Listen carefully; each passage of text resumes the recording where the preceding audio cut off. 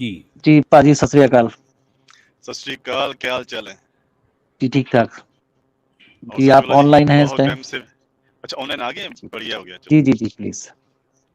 तो उस्मान भाई, जैसे मैं आपको ये फरमा रहा था कि पंजाब की जो हालत है वो बहुत बुरी है इस टाइम पे। और मुझे लग रहा है कि जैसे हम लोग पीछे छूट गए अपने हिंदू भाइयों से। जी पंजाब के अंदर अभी इस्लाम की हालत ये है कि 9,000 मस्जिदें बन चुकी हैं इलीगल।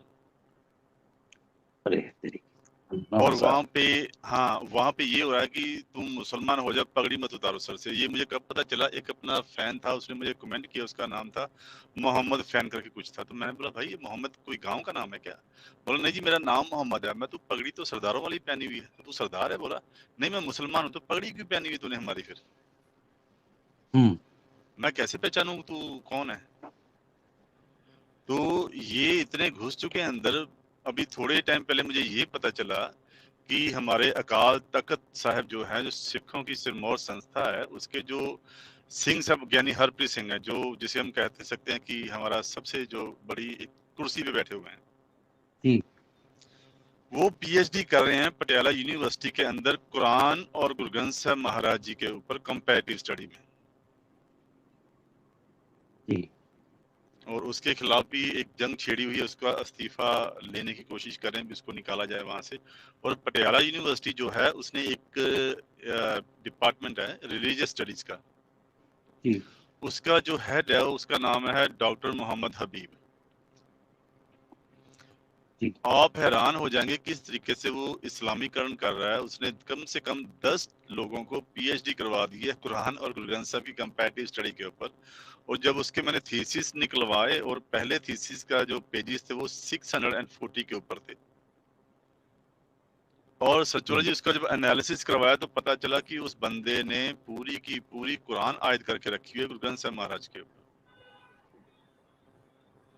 और हमारी कमजोरी क्या है कि हमें ये पढ़ाया जाता है कि एक पिता एकस के हम बारिक तू मेरा गुरहाई, या ये पढ़ाया जाता है कि मानस की जा सब एक पहचान वो। तो ये जो सेकुलरिज्म घुस चुका है अंदर, उसके चलते ये चीजें कराई जा रही हैं।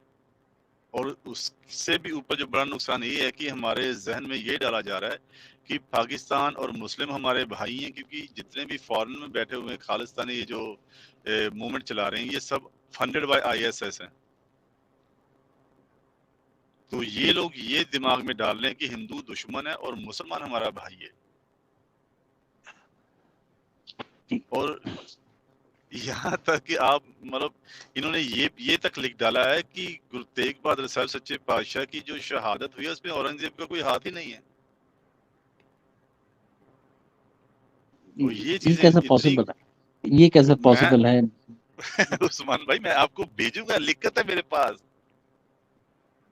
जी और ये चीज इतनी गहरी घुस चुकी है हम लोगों में। अभी चलो अवेयरनेस आ रही है सिखों में। मैं भी जैसे अभी पहला स्ट्रीम किया था मैंने यूट्यूब के ऊपर की। मैंने अभी देखो उस्मान में बोला कि मैंने अपना जो कथा बंद कर दी है। मैं कथा करता हूँ बेसिकली, सब बंद कर दिया जब तक ये मसला सॉल्व नहीं हो जाएगा। मुझे स्टेज पे जी चढ़ना ही नहीं है। किस मुंह से बैठूंगा स्टेज पे जब मेरे खुद के भाई मुसलमान हो रहे हैं? मैं किसको क्या पढ़ाऊंगा? जी तो ये सबसे बुरी हालत पंजाब की हो रखी है। इसको अगर नहीं कंट्रोल किया गया तो ये यहीं से घुसेगी हिंदुस्तान के अंदर। जैसे ओसामा बिन लादेन की एक इंटरव्यू में उसमें उससे पूछा जा रहा है कि ये जो तुम ये ड्रग्स एक्सपोर्ट करते हो कहाँ करते हो? तो बोला पंजाब में करते हैं। बोला क्यों करते हो? बोला वहां पे सिख हैं, जैसे सिख खत्म हो गए तैसे हम अंदर घुसेंगे। हम्म। अब ये तो इनकी प्लानिंग चल रही है, लेकिन इस पे हमारे सिख बहुत सो रहे हैं, अवेयर नहीं है इसके ऊपर। तो पाजी तो फिर एक बात बताओ, तो उसमें सच वाला जी क्या मदद कर सकते हैं या हम आपकी क्या मदद कर सकते हैं? आप ये इस बात का अंदाजा तो मुझे हम सबको है कि वहां पर इस बहुत स्पीड से हो रहा है, और जो विदेशी ताकतें हैं उसमें बड़ी शिद्दत से लगी हुई हैं और बहुत पहले से लगी हुई हैं। देखो इसमें और आप आपकी टीम ये मदद कर सकती है कि जो जो थीसिस में निकाल के लाए उस पे पूरा काम हो चुका है, और भी हो रहा है।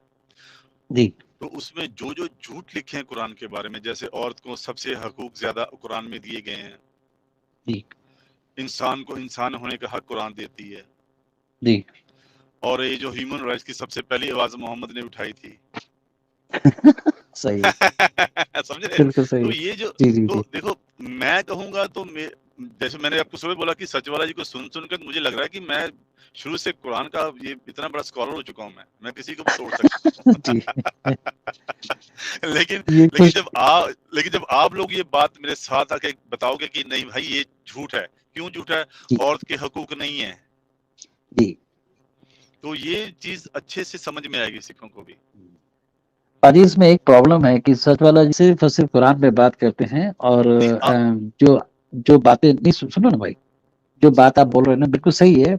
इसके लिए तो यही हो सकता है कि इसमें एक कॉन्सेप्ट बनाया जाए और ये और कुछ नहीं तो जो अब्दुल भाई के चैनल में हो सकता है और सच जी को अगर पहले से इन्फॉर्म कर दिया जाए तो सचवाला जी कुछ देर आके वहां पर कुरान के ऊपर सारी जो बातें हैं, अगर हम पॉइंट लिख लिए हैं, आपने मान लिया पॉइंट लिख लिए कि ये पॉइंट है, सचवाला जी को क्लियर करते हुए आगे निकल सकते हैं। वरना नहीं ये नहीं हमें बातें सिर्फ जो है थोड़ी सी पॉलिटिकल हो जाती हैं तो सचवाला जी उसमें इन्वॉल्व नहीं हो सकते। नहीं बात हमें आके यहाँ सिर्फ और फंसती है। सिर्फ हमें सिर्फ कुरान पे ही बात करनी भी, क्या कुरान जो है वो इंसान को इंसान होने का हक देती है? क्या कुरान के अंदर ह्यूमन राइट की सबसे पहले आवाज उठाई गई है? क्या कुरान में औरत के हकूक इतने ज्यादा है कि और किसी में नहीं है?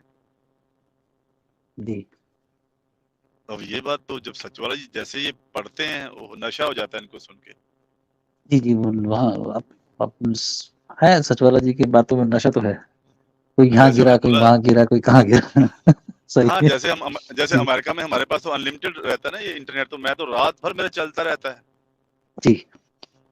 तो जैसे अब नहीं जितनी स्ट्रीम चलती हैं। जी, जी तो पाजी ठीक है, फिर इसको ऐसा करते हैं, नंबर आपका मेरे पास है, इसमें बैठ के एक बार बात कर लेते हैं। सचवाला जी जी इस जी बारे में कुछ बात नहीं करेंगे क्योंकि इसमें ये बातें जो है थोड़ी पॉलिटिकल हो जाती हैं और सचवाला जी को इससे दूर रखना है हर चीजों से। जी बिल्कुल बिल्कुल सचवाला जी के नाम के ऊपर, सचवाला जी के स्टैंडर्ड के, सचवाला जी के चैनल के ऊपर कहीं से भी किसी तरीके को धब्बा नहीं लगना चाहिए और उसी के लिए बिल्कुल बिल्कुल। सचवाला जी चुप बैठे हैं लेकिन सब सुन रहे हैं, उनको पहले से अंदाजा है। जी जी। ठीक है ना? मैं तो फिर मैं आपसे बात कर रहा हूँ। मैं तो सिर्फ ये सवाल लेके आऊंगा कि क्या ये जी, कुरान में जी, ये चीजें हैं जो हमें पढ़ाई जा रही हैं, तो जी। बस नहीं, उसका बहुत एक हेल्प कॉन्सेप्ट होगी। बना लेंगे, उसमें जी स्ट्रीम जी कर लेंगे हम लोग। और आप चाहो तो मुझे पता है कि हमारे बहुत सिख भाई देखते हैं हम सचवाला जी को और मेरे साथ कांटेक्ट में हैं और जी मोस्टली जी उसमें सारे एनआरआई हैं, कनाडा और अमेरिका में जी बैठे जी। हुए हैं, ऑस्ट्रेलिया से भी हैं।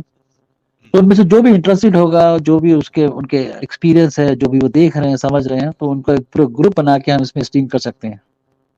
जी और बेशक ये जब हाँ, भी आप और कहो। इतनी ये सचवाला जी की ये तो है कि जिस दिन सचवाला जी की बात ये फैल जाएगी, है ना, समझ में आना, सब जो जो जुड़ता चला जाएगा वो समझता चला जाएगा, उसमें कोई भी शक नहीं है।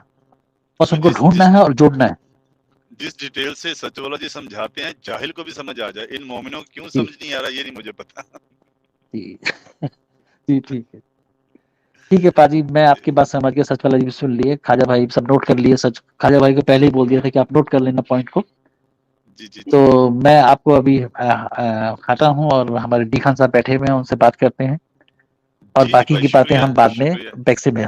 थैंक यू पाजी, अपना ख्याल जी कीजिएगा। शुक्रिया शुक्रिया, थैंक यू जी। Thank you sir, thank you भाई।